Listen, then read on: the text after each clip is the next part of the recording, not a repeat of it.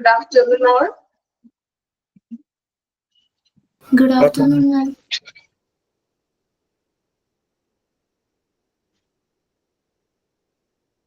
Okay, class start ചെയ്യാം. ഇതിന്റെ strength കുറവാണല്ലോ. ക്ലാസ്സിൽ വരുന്നുണ്ടെന്ന് തോന്നുന്നു അല്ലെ കുറച്ച് പേര്. ഓക്കെ, കുറച്ച് നേരം ഞാൻ വെയിറ്റ് ചെയ്തതാ നിങ്ങളെ. ഒരുപാട് സ്ട്രെങ്ത് കുറവായിട്ട് തോന്നി. ഒരു 2 സെക്കൻഡ് വെയിറ്റ് ചെയ്തതാ. ഓക്കെ, അപ്പൊ കഴിഞ്ഞ ക്ലാസ്സിൽ നമ്മള് ക്ലാസ് 2 നമ്മൾ ആ പോയിന്റ്സുകൾ കംപ്ലീറ്റ് ചെയ്തായിരുന്നു അല്ലെ. ഡിഫറെന്റ് കൺസിഡറേഷൻസ് ആണ് നമ്മൾ ലാസ്റ്റ് ക്ലാസ്സിൽ പഠിച്ചത്. ഇനി നെക്സ്റ്റ് എനിക്ക് തോന്നുന്നു ഞാൻ പറഞ്ഞു വെച്ചു തോന്നുന്നു ഇമ്പോർട്ടൻസ് ഓഫ് എംപ്ലോയി ബെനിഫിറ്റ്സ്. നമ്മൾ ആ പോയിന്റ്സുകൾ മാത്രമല്ലേ പറഞ്ഞത്, ആണോ? ഓക്കെ, നമ്മളത് കംപ്ലീറ്റ് ഡീറ്റെയിൽ ആയിട്ട് പറഞ്ഞില്ല, ജസ്റ്റ് ആ പോയിന്റ്സ് മാത്രം ഒന്ന് പറഞ്ഞു പോയിട്ടുണ്ട്. ഓക്കെ, ഇപ്പൊ എംപ്ലോയീസിന്റെ ബെനിഫിറ്റ്സ് കൊണ്ടുള്ള അതിന്റെ ആവശ്യമുണ്ടോ ഇല്ലയോ എന്നാണ് അല്ലെ. അപ്പൊ ഇമ്പോർട്ടൻസ് ഓഫ് എംപ്ലോയി ബെനിഫിറ്റ്സ് ആണ് നമ്മൾ നോക്കിയത്. Following factors highlight the importance of fringe benefits. ഇപ്പോ ഇമ്പോർട്ടൻസ് എന്ന് പറഞ്ഞിട്ടുണ്ടെങ്കിൽ ഏതൊക്കെയായിരുന്നു? Financial security for workers, reduction in attrition rate, then enhancement of productivity, create trust and warming employer-employee relationship. അല്ലേ, ഇത്രയുമാണ് നമ്മൾ പറഞ്ഞു നിർത്തിയത്. നോക്കാം, first one financial security for workers അല്ലെ. അപ്പൊ നമ്മൾ പറഞ്ഞു ഇനി എംപ്ലോയീസിന് ബെനിഫിറ്റ് കൊടുക്കുന്നതിന്റെ ഏറ്റവും ഒരു പ്രാധാന്യം എന്ന് പറഞ്ഞിട്ടുണ്ടെങ്കിൽ ഓരോ എംപ്ലോയീസിനും സാലറിക്ക് പുറമെ വരുന്ന ഒരു ഫിനാൻഷ്യൽ ആയിട്ടുള്ള ഒരു സെക്യൂരിറ്റി അവർക്ക് ലഭിക്കുന്നു അല്ലെ. നമുക്കൊരു നിശ്ചിത ഒരു സാലറി ലഭിക്കും, അതോടൊപ്പം തന്നെ നമുക്ക് പറ്റിയ ഫിനാൻഷ്യൽ ആയിട്ടുള്ള അസിസ്റ്റൻസ് ആണ് ബെനിഫിറ്റ്സ് എന്ന് പറഞ്ഞിട്ടുണ്ടെങ്കിൽ. PSI ആണെങ്കിലും PF ഒക്കെ ആണെങ്കിലും നമുക്ക് ഫിനാൻഷ്യൽ ആയിട്ടുള്ള എക്സ്ട്രാ നമുക്ക് ലഭിക്കുന്ന ബെനിഫിറ്റ് ആണ്, ആണോ അല്ലേ? അപ്പൊ നോക്കാം, fringe benefits are directly or indirectly help employee to be financial sound അല്ലെ. നമുക്ക് ഇപ്പോ ഫ്രിഞ്ച് ബെനിഫിറ്റ്സുകൾ, അതായത് എംപ്ലോയി ബെനിഫിറ്റ്സുകൾ ഒന്നില്ലെങ്കിൽ ഡയറക്റ്റ് ആയിട്ടോ നേരിട്ടോ അല്ലെങ്കിൽ ഇൻഡയറക്റ്റ് ആയിട്ടോ എംപ്ലോയീസിനെ ഫിനാൻഷ്യൽ ആയിട്ട് ഹെൽപ്പ് ചെയ്യുന്നുണ്ടെന്ന് അല്ലെ. ഇപ്പൊ ഡയറക്റ്റ് ആയിട്ടോ ഇൻഡയറക്റ്റ് ആയിട്ടോ എന്ന് ചോദിക്കുമ്പോ എന്ത് പറയാം? ഡയറക്റ്റ് ആയിട്ട് ചിലപ്പോൾ നമുക്ക് പേയ്മെന്റ്സിലൂടെ നമുക്ക് ക്യാഷ് ആയിട്ട് കിട്ടുന്ന ബെനിഫിറ്റ്സുകൾ ഉണ്ടാകാം. അതുപോലെ മെഡിക്കൽ ഇൻഷുറൻസുകൾ അല്ലെ. അപ്പൊ അതൊക്കെ നമുക്ക് ഇൻഡയറക്റ്റ് ആയിട്ട് മീൻസ് ക്യാഷ് ആയിട്ടല്ലെങ്കിലും മറ്റൊരു രീതിയിൽ നമുക്കൊരു ഫിനാൻഷ്യൽ സെക്യൂരിറ്റി ആണ് നമുക്ക് തരുന്നത് അല്ലെ. എക്സാമ്പിൾ കൊടുത്തിട്ടുണ്ട്, നോക്കാം. Example medical assistance, consumer societies and legal and educational assistance അല്ലെ. നമ്മൾ പറഞ്ഞു മെഡിക്കൽ അസിസ്റ്റൻസ് കിട്ടുന്നു, അതുപോലെ കൺസ്യൂമർ സൊസൈറ്റീസ് നമ്മൾ പറഞ്ഞു. ഓർക്കുന്നുണ്ടോ പഠിച്ചത്? 2020 നമ്മൾ പഠിച്ചത് ഓർക്കണില്ലേ? കൺസ്യൂമർ സൊസൈറ്റികൾ അവിടുത്തെ എംപ്ലോയേഴ്സിന് അവർക്ക് വേണ്ടിയിട്ട് നമ്മൾ കൊടുക്കുന്ന വസ്തുക്കളൊക്കെ വിൽക്കാനൊക്കെ ആയിട്ടുള്ളത്. അതുപോലെ തന്നെ ലീഗൽ ആൻഡ് എഡ്യൂക്കേഷണൽ അസിസ്റ്റൻസ്, ഒരു ലീഗൽ അസിസ്റ്റൻസ് കൊടുക്കുന്നത് നമ്മൾ പറഞ്ഞു. അതുപോലെ തന്നെ എംപ്ലോയീസിനാണെങ്കിലും എംപ്ലോയീസിന്റെ ഡിപെൻഡൻസിനാണെങ്കിലും ഫാമിലിക്ക് ആണെങ്കിലും അവർക്ക് കുട്ടികൾക്കാണെങ്കിലും പഠിക്കാനായിട്ടുള്ളതും എഡ്യൂക്കേഷണൽ ലോൺസും മറ്റും പ്രൊവൈഡ് ചെയ്യുന്നു. Such benefits result in substantial savings which can be invested for financial security after recruitment അല്ലേ. അപ്പൊ ഇത് നമുക്ക് എന്താണ്, ഈ ഗണ്യമായിട്ടുള്ള ഒരു സംഭാവന നമുക്കിത് നൽകുന്നുണ്ട്. അതുപോലെ തന്നെ എന്താണ്, റിക്രൂട്ട്മെന്റിന് ശേഷം നമുക്കൊരു സാമ്പത്തികമായിട്ടുള്ള ഒരു ഫിനാൻഷ്യൽ സെക്യൂരിറ്റി ആണ് അല്ലെ. ഇപ്പൊ PF ആണെങ്കിലും ഗ്രാറ്റുവിറ്റി ആണെങ്കിലും നമുക്ക് റിക്രൂട്ട്മെന്റിന് ശേഷം റിട്ടയർമെന്റ് ചെയ്തതിനു ശേഷം നമുക്ക് ലഭിക്കുന്ന ഒരു നമ്മൾ ഫിനാൻഷ്യൽ ആയിട്ട് സ്റ്റേബിൾ ആക്കാൻ വേണ്ടിയിട്ടാണ് ഇങ്ങനെയുള്ള ബെനിഫിറ്റ്സുകൾ നമ്മൾ കൊടുക്കുന്നത് അല്ലെ. ഫിനാൻഷ്യൽ സെക്യൂരിറ്റി ഓഫ് വർക്കേഴ്സ് വളരെ ഇമ്പോർട്ടന്റ് ആയിട്ടുള്ള ഒരു ബെനിഫിറ്റ്സിന്റെ പ്രാധാന്യം ഏറ്റവും നമുക്ക് എടുത്ത് പറയാൻ പറ്റുന്ന ഒരു ഇമ്പോർട്ടന്റ് ആണ് എന്താ, ഫിനാൻഷ്യൽ സെക്യൂരിറ്റി എന്ന് പറയുന്നത്. ഓക്കെ, ഇനി രണ്ടാമത്തെ ഇമ്പോർട്ടന്റ് നോക്കാം, റിഡക്ഷൻ ഇൻ അട്രിഷൻ റേറ്റ് അല്ലെ. അട്രിഷൻ റേറ്റ് എന്ന് പറഞ്ഞാൽ എന്താണ്? നമ്മൾ പറഞ്ഞു ടേൺ ഓവർ ചെയ്ത് പോകുന്നത് അല്ലെ. ഒരു എംപ്ലോയർ ടേൺ ഓവർ ചെയ്യുന്നതിന് നമുക്ക് കുറയ്ക്കാൻ സാധിക്കുന്നതാണ്. നോക്കാം, fringe benefits improve motivation, take care of health of employees, help the employees to relax mentally and physically with schemes like holiday homes and sports, and impart many other benefits. Employees with a healthy mind and body of feeling of security are highly efficient and perform better in terms of quality.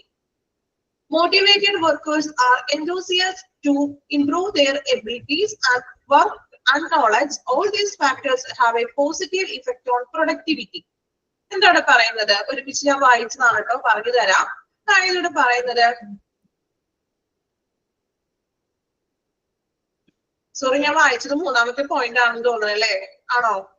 Yes, നിങ്ങൾ ശ്രദ്ധിച്ചോ? ഞാൻ വായിച്ചത് മൂന്നാമത്തെ point ആയിരുന്നു കേട്ടോ, പ്രൊഡക്ടിവിറ്റിയുടെ ആയിരുന്നു. ശ്രദ്ധിച്ചായിരുന്നോ? Okay, രണ്ടാമത്തെ point ആണ് നമ്മൾ പറഞ്ഞത്, പക്ഷെ ഞാൻ വായിച്ചപ്പോ പെട്ടെന്ന് സ്ക്രോൾ ചെയ്തിട്ടത് മൂന്നാമത്തെ പോയിന്റ് ആണ്. ഓക്കെ, ശ്രദ്ധിച്ചിട്ടുണ്ടോ? ഓക്കെ, അപ്പൊ പ്രശ്നമില്ല. രണ്ടാമത്തെ പോയിന്റ് ഒന്നും കൂടി വായിക്കാം കേട്ടോ, ഞാൻ സ്ക്രോൾ ചെയ്തപ്പോൾ മാറിപ്പോയി. Okay, reduction in attrition rate, അതായത് എംപ്ലോയീസ് കൊഴിഞ്ഞു പോകുന്നതിന് നമുക്ക് കുറയ്ക്കാൻ സാധിക്കുന്നു. Fringe benefits include induce long-term commitment on the part of workers. This results in reduction of training and recruitment cost. Fringe benefits are key factors that have a bearing on the employee decision to leave or continue with his employer. അതായത് ഇവിടെ പറയുന്നത് ഈ fringe benefits long term commitment, അതായത് workers തമ്മിലൊരു long term commitment ഉണ്ടായിരിക്കുന്നത്. ഇപ്പൊ നിങ്ങൾ പറഞ്ഞു, കുറച്ചുപേര് പറഞ്ഞു പല പ്രൈവറ്റ് ഫേമിൽ വർക്ക് ചെയ്യുന്നവരുണ്ട്, അപ്പോ ഈ പറയുന്ന ബെനിഫിറ്റ്സ് ഒന്നും ലഭിക്കുന്നില്ല എന്ന് പറയുന്നവരുണ്ടായിരുന്നു. കുറച്ചുപേര് ആരൊക്കെ കഴിഞ്ഞ ക്ലാസ്സിൽ പറഞ്ഞായിരുന്നു അല്ലെ? നമുക്ക് അങ്ങനെ ലഭിക്കുന്നില്ല എങ്കിൽ നമുക്ക് വലിയ കമ്മിറ്റ്മെന്റ്സ് ഉണ്ടാവുക കമ്പനിയായിട്ട്, ഓർഗനൈസേഷനോട്. നമ്മൾ കുറച്ചും കൂടി ബെറ്റർ ആയിട്ടുള്ളത് നോക്കാനല്ലേ ശ്രമിക്കുക, ആണോ? നിങ്ങൾക്ക് ഇപ്പൊ ഒരു സാലറി തന്നെ തരുന്ന സാലറി വളരെ കുറവാണ്, അല്ലെങ്കിൽ വേറെ എക്സ്ട്രാ ഇതുപോലെ ബെനിഫിറ്റ്സോ കാര്യങ്ങളോ ഒന്നും വരുന്നില്ല എങ്കിൽ നമുക്ക് ആ ഒരു കമ്പനിയായിട്ട് അത്ര കമ്മിറ്റ്മെന്റ് ഉണ്ടാവോ? നമ്മൾ അവിടെ തന്നെ സ്ഥിരമായിട്ട് നിൽക്കാനായിട്ട് ആരെങ്കിലും ശ്രമിക്കൂ? അങ്ങനെ ശ്രമിക്കാറുണ്ടോ? നമുക്ക് കൂടുതലായിട്ടുള്ള ബെറ്റർ ഓപ്പർച്യൂണിറ്റി നമ്മൾ ശ്രമിക്കുക അല്ലെ? ഇപ്പോ സാലറി ആണെങ്കിലും അതുപോലെ തന്നെ എക്സ്ട്രാ ബെനിഫിറ്റ്സുകൾ ഉണ്ടോ, ഇങ്ങനെയുള്ള കാര്യങ്ങൾ ഉണ്ടെങ്കിൽ മാത്രമേ നമുക്ക് അവിടെ ദീർഘനാൾ ലോങ് ടേമിൽ വർക്ക് ചെയ്യാനായിട്ട് നമുക്ക് തോന്നുകയുള്ളൂ. അല്ല എങ്കിൽ നമ്മൾ എന്ത് ചെയ്യും? നമുക്കൊരു കമ്മിറ്റ്മെന്റ് ഒന്നും ഉണ്ടാവില്ല. നമ്മള് നല്ലൊരു ബെറ്റർ ആയിട്ടുള്ള ഓപ്പർച്യൂണിറ്റി ഏതാണോ, അല്ലെങ്കിൽ വേറെ നല്ലൊരു ബെറ്റർ ജോബ് ഏതാണോ, നമ്മൾ അത് ചൂസ് ചെയ്യാൻ നോക്കും അല്ലെ? ഇവിടെ പറയുന്നത് ഇങ്ങനെ ഫ്രിഞ്ച് ബെനിഫിറ്റ്സുകൾ ലോങ് ടേം ആയിട്ട് ഇങ്ങനെ കിട്ടുന്ന കമ്പനി അല്ലെങ്കിൽ കിട്ടുന്ന എംപ്ലോയീസ് ആണെങ്കിൽ അവർക്ക് ആ ഒരു വർക്കേഴ്സിന് ഒരു കമ്മിറ്റ്മെന്റ് ഉണ്ടാവുമെന്ന് ആ എംപ്ലോയീസിനോട് അല്ലെ? കാരണം നല്ലൊരു അന്തരീക്ഷമാണ്, എൻവയോൺമെന്റ് ആണ്, അത്യാവശ്യം നല്ല സാലറി ഉണ്ട്. ഇതിന് സാലറിക്ക് പുറമെ എല്ലാ തരത്തിലുള്ള ബെനിഫിറ്റ്സുകൾ, ബോണസ് അല്ലെങ്കിൽ ഗ്രാജുവേറ്റ് PF, മെഡിക്കൽ ഇൻഷുറൻസുകൾ ഇതെല്ലാം കൊടുക്കുന്നുണ്ടെങ്കിൽ തീർച്ചയായിട്ടും നമുക്ക് ആ ഒരു കമ്പനിയോട് ഒരു കമ്മിറ്റ്മെന്റ്സ് കാണും അല്ലെ? So this result in reduction of training and recruitment cost. ഇത് ഇങ്ങനെയുള്ള ഒരു കമ്മിറ്റ്മെന്റ് നമ്മൾ അധികം ട്രെയിനിങ് കൊടുക്കേണ്ടതായിട്ട് വരില്ല. അതുപോലെ തന്നെ റിക്രൂട്ട്മെന്റ് കോസ്റ്റുകളൊന്നും നമുക്ക് ചെലവ് കുറയ്ക്കാവുന്ന, അതായത് അവരവിടെ നിന്ന് പോകില്ല എന്ന്, കൊഴിഞ്ഞു പോക്ക് കുറയുന്നത്. കാരണം അത്രയും നല്ല ഒരു സാഹചര്യം കിട്ടിയിട്ടുണ്ടെങ്കിൽ വേറെ ആരും മറ്റൊരു ജോബ് തേടി പോകില്ല അല്ലെ? അപ്പൊ ആ ഒരു അട്രിഷൻ റേറ്റ് അവിടെ കുറയ്ക്കാവുന്ന, മാക്സിമം ഇങ്ങനെ നല്ലൊരു കംഫോർട്ട് ആയിട്ടുള്ള ഒരു എൻവയോൺമെന്റ് ആണ് ലഭിക്കുന്നതെങ്കിൽ തീർച്ചയായിട്ടും എംപ്ലോയി അവിടെ തന്നെ തുടരാനായിട്ട് ചാൻസ് ഉള്ളൂ. Fringe benefits are key factors, പ്രധാനപ്പെട്ട ഒന്നാണ് അല്ലെ? Have a bearing on employees decision to leave or continue with his employer. അവർക്ക് ലീവ് ചെയ്യാനായിട്ടുള്ള ഒരു ഡിസിഷൻ എടുക്കില്ല അവര്. ആ ഒരു എംപ്ലോയർ ആയിട്ട്, അവരുടെ ആ ഒരു കമ്പനിയിലെ ആ ഒരു എംപ്ലോയർ ആയിട്ട് തന്നെ കണ്ടിന്യൂ ചെയ്യാനേ എംപ്ലോയീസ് നോക്കുകയുള്ളൂ. അല്ലാതെ കൊഴുകി പോകുക എന്നുള്ളൊരു ഡിസിഷൻ അവര് എടുക്കില്ല. കാരണം എന്താണ്? അവർക്ക് നല്ല ബെനിഫിറ്റ്സ് ഉണ്ട്, ആവശ്യത്തിന് സാലറി ഉണ്ട്, സാലറിക്ക് പുറമെ എല്ലാ ആനുകൂല്യങ്ങളും ലഭിക്കുന്നുണ്ട്. സോ അങ്ങനെയുള്ളവര് ഒരിക്കലും ലീവ് ചെയ്യാനായിട്ടുള്ള ഡിസിഷൻ എടുക്കില്ല, അവിടെ തന്നെ കണ്ടിന്യൂ ചെയ്യാനായിട്ടുള്ള ഡിസിഷൻ ആയിരിക്കും എംപ്ലോയീസ് എടുക്കുന്നത്. ഓക്കെ, മൂന്നാമത്തെ പോയിന്റ് എൻഹാൻസ്മെന്റ് ഓഫ് പ്രൊഡക്ടിവിറ്റി അല്ലെ? അതായത് പ്രൊഡക്ടിവിറ്റി വർദ്ധിക്കുന്ന, കമ്പനിയുടെ പ്രൊഡക്ടിവിറ്റി അവർക്ക് ലാഭമാണെന്നുണ്ടാകുന്നത്. നോക്കാം. Fringe benefits improve motivation, take care of health of employee, help employees relax mentally and physically with schemes like holiday homes and sports and impart many other benefits. അല്ലേ? അതായത് നമ്മള് motivate ചെയ്യുന്നതോടൊപ്പം, അതായത് improve motivation, അതായത് എംപ്ലോയീസിനെ നല്ല രീതിയിൽ motivate ചെയ്യുന്നു. അതുപോലെ തന്നെ എംപ്ലോയീസിന് ആവശ്യമായിട്ടുള്ള care of health of employees, എംപ്ലോയീസിന്റെ ഹെൽത്തിനെ അവർ കെയർ ചെയ്യുന്നു. അതായത് നമ്മൾ പറഞ്ഞു മെഡിക്കൽ ഇൻഷുറൻസും മറ്റു ആനുകൂല്യങ്ങളൊക്കെ കൊടുക്കുന്നു. അതുപോലെ തന്നെ മെന്റലി ഫിസിക്കലി ആയിട്ടുള്ള സ്കീംസുകൾ നമ്മൾ പഠിച്ചു. ടൂറ് അല്ലെ? നമ്മുടെ ഓർഗനൈസേഷനിൽ നിന്ന് പിക്കപ്പ് മീൻസ് നമ്മൾ ടൂർ കൊണ്ടുപോകുന്നു പറഞ്ഞു. അതുപോലെ ഹോളിഡേ ഹോംസിൽ സ്റ്റേ ചെയ്യും. ദെൻ നമ്മൾ പറഞ്ഞു ക്ലബുകള്, അതുപോലെയുള്ള ആക്ടിവിറ്റീസുകളൊക്കെ നമ്മൾ എംപ്ലോയീസിന് കൊടുക്കുന്നത്. അതുപോലെ തന്നെ അത് ഒരുപാട് ബെനിഫിറ്റ്സുകൾ നമ്മൾ എംപ്ലോയീസിന് കൊടുക്കുകയാണ്. സോ ഇങ്ങനെ കിട്ടുമ്പോൾ അവർ വർക്ക് ചെയ്യുന്നതിലും അവർക്ക് കുറച്ചും കൂടി കോൺഫിഡൻസ് ആയി അവർക്ക് നല്ല രീതിയിൽ വർക്ക് ചെയ്യാനായിട്ട് പറ്റും അല്ലെ? ഇപ്പൊ എക്സാമ്പിൾ പറയുകയാണെങ്കിൽ നിങ്ങൾ ഒരു കമ്പനിയിൽ വർക്ക് ചെയ്യുന്നവരാണെന്ന് വിചാരിക്കാം. അപ്പൊ നിങ്ങൾക്ക് ഈ പറഞ്ഞ പോലെ ഒരു യാതൊരു മോട്ടിവേഷനും ഇല്ല. സാലറി ആണെങ്കിൽ നമ്മൾ ചെയ്യുന്നതിന്റെ ഒരു പകുതി പോലും നമുക്ക് സാലറിയും കിട്ടുന്നില്ല. അതുപോലെ തന്നെ എന്താണ് എക്സ്ട്രാ ഒരു ബെനഫിറ്റ്സും ഇല്ല. ചിലപ്പോൾ നിങ്ങൾക്ക് ലീവുകളൊന്നും അനുവദിക്കില്ല, അല്ലെങ്കിൽ എന്താണ് ഓവർ ടൈം വർക്കിംഗ് ആണ്. ഒരുപാട് എപ്പോഴും സ്ട്രെസ് ആൻഡ് സ്ട്രെയിൻ ആയിട്ടുള്ളൊരു അങ്ങനത്തെ ഒരു അന്തരീക്ഷമാണ് എങ്കിൽ നിങ്ങൾക്ക് അവിടെ നല്ല രീതിയിൽ വർക്ക് ചെയ്യാൻ പറ്റും, അല്ലെങ്കിൽ നിങ്ങളുടെ വർക്കിനെ അത് ബാധിക്കും ശരിക്കും അല്ലെ. നമ്മൾ ഫ്രീ ആയിട്ട് അല്ലെങ്കിൽ ഒരു പോസിറ്റീവ് ആയിട്ട് ഇരുന്നാൽ മാത്രമേ നമ്മളുടെ വർക്കും അതുപോലെ തന്നെ നല്ല രീതിയിൽ ചെയ്യാൻ പറ്റുള്ളൂ അല്ലെ. നിങ്ങൾക്ക് കമ്പനിയിൽ നിന്ന് ഓണേഴ്സിന്റെ ആണെങ്കിലും ഒരു മോട്ടിവേഷൻ ഇല്ല, ഒരു ബെനഫിറ്റ്സ് ഇല്ല, നമ്മൾ ചെയ്യുന്നതിൽ ഒരു അപ്രിസിയേഷൻ ഇല്ല, ഇതൊന്നും ഇല്ല എങ്കിൽ നമ്മൾക്ക് നല്ല രീതിയിൽ അവിടെ കണ്ടിന്യൂ ആയിട്ട് വർക്ക് ചെയ്യാൻ പറ്റുമോ? സാധിക്കോ? നിങ്ങൾക്ക് സാധിക്കോ അങ്ങനെ? ഇല്ല അല്ലെ. കാരണം നമുക്ക് ആ ഒരു മോട്ടിവേഷൻ വേണം, അല്ലെങ്കിൽ നമ്മൾ മെന്റലി ഫിസിക്കലി ഇതൊക്കെ ഉണ്ടെങ്കിൽ മാത്രമേ, ഒരു റിലാക്സേഷൻ ഒക്കെ ഉണ്ടെങ്കിൽ മാത്രമേ നല്ല രീതിയിൽ നിങ്ങൾക്ക് അത് എന്ത് ചെയ്യാൻ പറ്റുള്ളൂ, അച്ചീവ് ചെയ്യാൻ പറ്റുള്ളൂ. അത് ഏതൊരു ജോലിയാണെങ്കിലും പഠിക്കുന്നതാണെങ്കിലും എന്താണെങ്കിലും. ഇപ്പൊ നിങ്ങൾ ഈ ഒരു കോഴ്സ് പഠിക്കുന്നുണ്ട് അല്ലെ, ഇപ്പൊ നിങ്ങൾ ക്ലാസ് എടുക്കുമ്പോൾ ടീച്ചേഴ്സ് അല്ലെ, ടീച്ചേഴ്സ് ചുമ്മാ ജസ്റ്റ് നിങ്ങൾക്കൊന്നും പറഞ്ഞു തരുന്നില്ല. അവർക്ക് ഇപ്പോ എന്താ പറയാ, ഇപ്പൊ PDF ഇടുന്നു, അത് വായിക്കുന്നു, നിങ്ങളോട് ഞാൻ വായിക്കാൻ പറയുന്നു. അങ്ങനെയാണെങ്കിൽ നിങ്ങൾ പഠിക്കുന്നതിലും നിങ്ങൾക്ക് ഒരു സംതൃപ്തി ഉണ്ടാവോ? സാറ്റിസ്ഫൈഡ് ആയിരിക്കോ നിങ്ങൾ? ഒരിക്കലും അല്ല അല്ലെ. നേരെ മറിച്ച് നന്നായിട്ട് ക്ലാസ് എടുത്ത് നിങ്ങൾ ചോദിക്കുന്നവർ പറഞ്ഞു തന്ന് നിങ്ങൾക്കായിട്ടുള്ള എല്ലാ ഹെൽപ്പുകളും ചെയ്തു തരുമ്പോ നിങ്ങൾക്കും പഠിക്കാനായിട്ടുള്ള ഒരു ഇൻട്രസ്റ്റിംഗ് ഉണ്ടാകും ഇല്ലേ? വരില്ലേ? നിങ്ങളോടാ ഞാൻ ചോദിക്കുന്നത് അല്ലെ. നമ്മൾ കുറച്ച് മോട്ടിവേറ്റ് ചെയ്യുമ്പോൾ അല്ലേ നിങ്ങൾക്കും ആ ഒരു ഇൻട്രസ്റ്റ് ഉണ്ടാവുന്നത്. മോട്ടിവേറ്റ് ചെയ്യാതെയും സ്വയം ഇൻട്രസ്റ്റോട് കൂടി പഠിക്കുന്നവരുണ്ടാവും, എങ്കിലും ഒരു സ്കഫോൾഡിങ് നമ്മൾ തരുമ്പോ അല്ലെ, അപ്പോഴാണ് കുറച്ചും കൂടി നിങ്ങൾക്ക് എനിക്ക് കിട്ടും, എനിക്ക് പഠിക്കാൻ പറ്റും, അല്ലെങ്കിൽ ചെയ്യാൻ പറ്റും എന്നുള്ളൊരു ചിന്ത നിങ്ങൾക്ക് ഉണ്ടാവില്ലേ? ഉണ്ടോ അങ്ങനെ? ഓക്കെ. മോട്ടിവേറ്റ് ഒന്നും ചെയ്യാൻ പറ്റുന്നില്ല എങ്കിലും ഞാൻ ഇടയ്ക്ക് എന്റെ ക്ലാസ്സിൽ മോട്ടിവേഷൻ ഒക്കെ കൊടുക്കാറുണ്ട്. എന്തെങ്കിലും കുഞ്ഞു കുഞ്ഞു കാര്യങ്ങളൊക്കെ പറഞ്ഞു പോകാറുണ്ട്. നിങ്ങളോടായാലും ചെറിയ ചെറിയ കാര്യങ്ങളൊക്കെ ഞാൻ ഇടയ്ക്ക് പറയും അല്ലെ. അപ്പൊ അതൊക്കെ നിങ്ങൾ കുറച്ചും കൂടി എന്താ പറയാ മേക്കപ്പ് ചെയ്തെടുക്കാൻ വേണ്ടിയിട്ടാണ്. അപ്പൊ ഇവിടെയും പറയുന്നത് അതാണ്, നമ്മളൊരു സ്ഥാപനത്തിൽ വർക്ക് ചെയ്യുമ്പോൾ നമുക്ക് നല്ല മോട്ടിവേഷൻ ഉണ്ട്, നമുക്കായിട്ടുള്ള മെന്റലി ഫിസിക്കലി ആയിട്ടുള്ള നമുക്ക് ഒരു വർഷത്തിൽ ടൂർ പാക്കേജസുകൾ ടൂർ കൊണ്ടുപോകുന്നു. അതുപോലെ തന്നെ നിങ്ങൾ റിലാക്സ് ആയിട്ടുള്ള ഒരു വർക്ക് ആണെങ്കിൽ നമുക്ക് അവിടെ കൂടുതൽ നമ്മൾ ചെയ്യുന്ന വർക്കിൽ അത് കാണിക്കും. നല്ല രീതിയിൽ ഒരു പ്രൊഡക്ടിവിറ്റി കമ്പനിക്ക് നമുക്ക് നല്ല രീതിയിൽ ഒരു ലാഭം ഉണ്ടാക്കി കൊടുക്കാനായിട്ട് സാധിക്കും അല്ലെ. Employees with a healthy mind and body and feeling of security are highly efficient and perform better in terms of quality. ഇല്ലേ, നമ്മൾക്ക് നല്ലൊരു ബോഡിയും നമ്മുടെ ഹെൽത്തും നമ്മുടെ മൈൻഡും നല്ലൊരു ഹാപ്പി ആയിട്ടുള്ള ഒരു ഫീലിംഗ് ആണെങ്കിൽ അത് നമ്മുടെ വർക്കിൽ അതുപോലെ തന്നെ നമുക്ക് ബെറ്റർ ആയിട്ട് പെർഫോം ചെയ്യാനും ഹെൽപ്പ് ചെയ്യുന്നു. Motivated workers are enthusiastic to improve their abilities and knowledge. All these factors have a positive effect on productivity. ഇവിടെ പറയുന്നത് എന്താണ്? അതായത് enthusiasm എന്ന് പറഞ്ഞിട്ടുണ്ടെങ്കിൽ പ്രചോദിതരായിട്ടുള്ള, അതായത് നമുക്ക് ഇങ്ങനെ മോട്ടിവേഷനും അതുപോലെ ബെനഫിറ്റ്സും ഇതൊക്കെ കിട്ടുമ്പോൾ നമ്മൾ അതിൽ ഭയങ്കരമായിട്ട് എന്താ പറയാ ഒരു ഹാപ്പി, അതിലൊരു പ്രചോദിതരാകാന്നാണ് അതിന്റെ അർത്ഥം കേട്ടോ. സോ അങ്ങനെ ആയിട്ടുണ്ടെങ്കിൽ നമുക്കൊരു പോസിറ്റീവ് ഇഫക്റ്റ് പ്രൊഡക്ടിവിറ്റിയിൽ കൊടുക്കാനായിട്ട് സഹായിക്കുന്നത്. ഇതിനുള്ള കാര്യങ്ങൾ ലഭിക്കണം കേട്ടോ. ലഭിച്ചാൽ മാത്രമേ നമുക്ക് എന്ത് ചെയ്യാൻ പറ്റുള്ളൂ, നല്ല രീതിയിൽ പെർഫോം ചെയ്യാൻ പറ്റുള്ളൂ. ഇനി ഓപ്പോസിറ്റ് ആയിട്ട് ഞാൻ നേരത്തെ പറഞ്ഞ പോലെ സാലറി ഇല്ല, വർക്ക് ലോഡാണ്, എപ്പോഴും ഭയങ്കര സ്ട്രെസ് ആൻഡ് സ്ട്രെയിൻ ആണ്, അല്ലെങ്കിൽ എന്താ പറയാ ഒരു ബെനഫിറ്റ്സും കിട്ടുന്നില്ല എങ്കിൽ നമ്മൾ നല്ല രീതിയിലുള്ള പ്രൊഡക്ടിവിറ്റി എൻഹാൻസ്മെന്റ് ചെയ്യോ, ബെറ്റർ ആവോ പ്രൊഡക്ടിവിറ്റി? ഇല്ല. നമ്മളുടെ വർക്കിലും അത് കാണും, നമുക്ക് നല്ല രീതിയിൽ വർക്ക് ചെയ്യാനായിട്ട് പറ്റില്ല അല്ലെ. ഇപ്പോ ടാർഗറ്റ് ബേസ്ഡ് ജോബ് ഒക്കെ ആണെങ്കിൽ വർക്ക് ചെയ്യുന്നവരുണ്ടോ? ആരെങ്കിലും ടാർഗറ്റ് ബേസ്ഡ് ഉണ്ടോ? ഇല്ല. ഓക്കെ.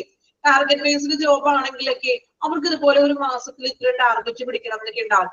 സോ അവർക്ക് ഇതിന്റെ ടാർഗറ്റ് കിട്ടിയില്ലെങ്കിൽ എപ്പോഴും ഇങ്ങനെ ഭയങ്കരമായിട്ട് സ്ട്രെസ് ചെയ്തുകൊണ്ടിരിക്കും. ഭയങ്കരമായിട്ട് നമ്മളെ എന്താ പറയാ കമ്പനി ഓണേഴ്സ് ഇങ്ങനെ ഇടയ്ക്ക് മീറ്റിംഗ് വിളിക്കാം.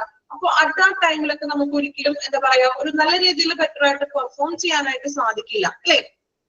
ഓക്കെ. അപ്പൊ എൻഹാൻസ്മെന്റ് ഓഫ് പ്രൊഡക്ടിവിറ്റി മനസ്സിലായല്ലോ? സംഭവം എന്താണെന്ന് മനസ്സിലായല്ലോ? ഓക്കെ ആണോ? Okay. Then last one, create trust and warmth in employee relationship. Create a trust, അതായത് ഒരു എന്താ പറയാ ഒരു വ്യക്തിഗതമായിട്ടുള്ള ഒരു ബന്ധം ഉണ്ടാവുന്നത് എംപ്ലോയറും എംപ്ലോയി റിലേഷൻഷിപ്പ് അല്ലെ. ഇതുപോലെ നല്ലൊരു കമ്പനി ആണെങ്കിൽ ഇതുപോലെ നമുക്ക് ബെനിഫിറ്റ്സും നമുക്ക് ആവശ്യത്തിന് ലീവുകളും ഇതെല്ലാം അനുവദിക്കുന്ന ഒരു കമ്പനി ആണെങ്കിൽ അവിടെ ആ ഒരു തൊഴിലാളിയും തൊഴിലുടമയും തമ്മിൽ നല്ലൊരു റിലേഷൻഷിപ്പ് എപ്പോഴും ഉണ്ടായിരിക്കും. നോക്കാം. Fringe Fringe benefits make the employees feel that their needs are taken care of by employer. ഈ ഫ്രിഞ്ച് ബെനിഫിറ്റ്സ് അതായത് എംപ്ലോയി ബെനിഫിറ്റ്സ് എംപ്ലോയീസിന് കൊടുക്കുന്ന ബെനിഫിറ്റ്സുകൾ എംപ്ലോയീസിന്റെ ഫീൽസ് എന്ന് പറഞ്ഞിട്ടുണ്ടെങ്കിൽ അവരുടെ ആവശ്യങ്ങൾ എംപ്ലോയർ നിറവേറ്റുന്നുണ്ട് എന്നുള്ള ഒരു ഫീലിങ്സ് എംപ്ലോയീസിന് ലഭിക്കുന്നു. Rewards for good performance assure employees that their work is being recognized by the employer. ഇനി ഇപ്പൊ നല്ല രീതിയിൽ വർക്ക് ചെയ്തിട്ടുണ്ടെങ്കിൽ റിവാർഡ്സ് ഒക്കെ കൊടുക്കും ഗുഡ് പെർഫോമൻസിനുള്ളത്. അതായത് ഇപ്പൊ ചില കമ്പനികളിലൊക്കെ ആണെങ്കിൽ ഇയർ എൻഡിങ് ആവുമ്പോൾ ആ വർഷത്തിലെ ബെസ്റ്റ് പെർഫോമർ അല്ലെങ്കിൽ ഏറ്റവും കൂടുതൽ അങ്ങനെ ഓരോന്നിനുമുള്ള ഓരോ സെക്ഷനിലായിട്ടുള്ള ഒരു റിവാർഡ്സുകളൊക്കെ കൊടുക്കും. അപ്പൊ ഈ റിവാർഡ്സിന്റെ അർത്ഥം എന്താണ്? എംപ്ലോയർ തന്റെ വർക്ക് ആണെങ്കിലും തന്നെ നല്ല രീതിയിൽ അത് നോക്കുന്നുണ്ട് അല്ലെ. ഇപ്പൊ ചിലവര് റിവാർഡ്സ് ഒന്നും കൊടുക്കില്ല, ചെയ്യുന്നതിന് എന്താ പറയാ ഒരു കമ്മിറ്റ്മെന്റ് ഇല്ല എന്ന് പറയും എംപ്ലോയീസിനോടാണെങ്കിലും. സോ നല്ല രീതിയിൽ ഒരു വർക്ക് ചെയ്യുമ്പോൾ അവർക്ക് അതിനുള്ള റിവാർഡ്സ് ഒക്കെ കൊടുക്കുകയാണെങ്കിൽ അവർക്ക് ആ ഒരു റിലേഷൻഷിപ്പോടെ കീപ്പ് ചെയ്യാനായിട്ട് സാധിക്കുന്നു. All in all, a spirit of mutual trust prevails between employer and employees. So തൊഴിലുടമയ്ക്കും എംപ്ലോയർക്കും അല്ലെങ്കിൽ തൊഴിലാളികൾക്കും ഇടയിൽ ഒരു പരസ്പരം ഒരു വിശ്വാസം ഉണ്ടായിരിക്കുന്നു. ആ ഒരു വിശ്വാസത്തിന്റെ ഒരു മനോഭാവം നിലനിർത്താനായിട്ട് സാധിക്കുന്നുണ്ട്. അപ്പൊ അതിന് ഇതുപോലെ റിവാർഡ്സ് ഒക്കെ കൊടുക്കുക, അങ്ങനെയുള്ള അവരെ നമ്മൾ അപ്രിഷിയേറ്റ് ചെയ്യുക, നല്ല വർക്ക് ഒക്കെ ചെയ്തിട്ടുണ്ടെങ്കിൽ അതിനനുസരിച്ചിട്ടുള്ള റിവാർഡ്സും അപ്രിഷിയേറ്റ്സ് ഒക്കെ നമ്മൾ നൽകണം. ഓക്കെ, അപ്പൊ എംപ്ലോയീസിന്റെ ബെനിഫിറ്റ്സിന്റെ ഇമ്പോർട്ടൻസ് ആണ് 4 ഇമ്പോർട്ടന്റ് ആണ് മെയിൻ ആയിട്ട് പഠിച്ചത്. ഇതിൽ കൂടുതൽ ഇമ്പോർട്ടൻസ് ഒക്കെ ഉണ്ട്. നമുക്ക് മാക്സിമം അതിലൊന്നും ചുരുക്കിയിട്ട് 4 പോയിന്റ് ആയിട്ട് തന്നിരിക്കുകയാണ്. Financial securities for workers, reduction in attrition rate, enhancement of productivity, create trust and bonding employer-employee relationship. Okay ആണോ? പറഞ്ഞതൊക്കെ ക്ലിയർ ആണോ? ഇനി ഒന്ന് വായിച്ചു നോക്കാം, വായിച്ച് മനസ്സിലാക്കി വെക്കാം കേട്ടോ. ഇതിന് എന്തെങ്കിലും ഡൗട്ട്സ് ഉണ്ടെങ്കിൽ ചോദിച്ചോളൂ.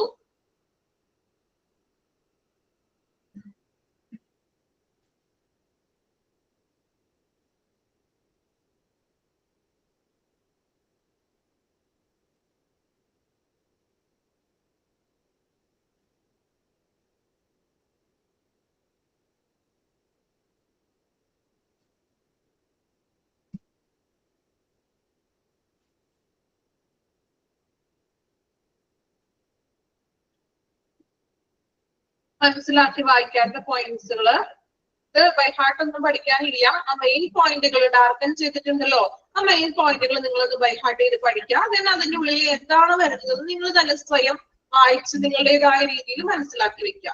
അതുപോലെ തന്നെ ഞാൻ ബൈ ഹാർട്ട് ചെയ്യണമെന്നൊന്നും പറയണില്ല, മനസ്സിലാക്കി വെക്കുക, അർത്ഥം വായിച്ച് മനസ്സിലാക്കാം.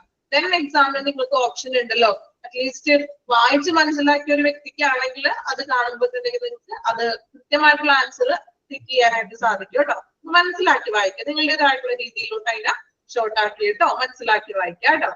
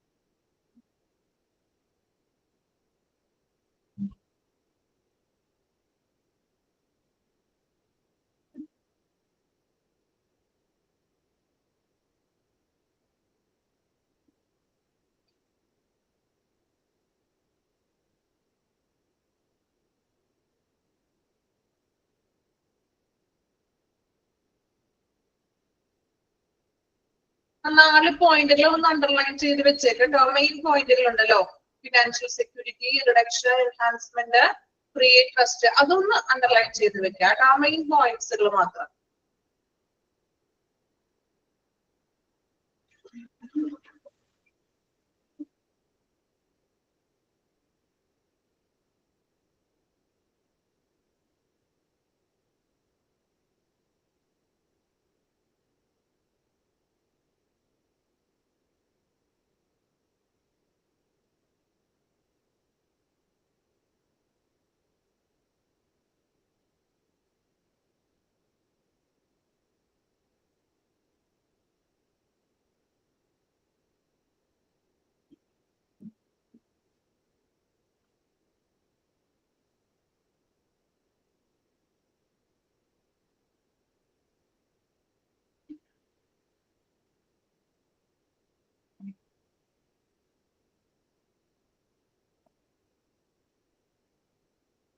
കംപ്ലീറ്റ് ചെയ്തോ? വായിച്ചോ 4 പോയിന്റ്സുകള് importance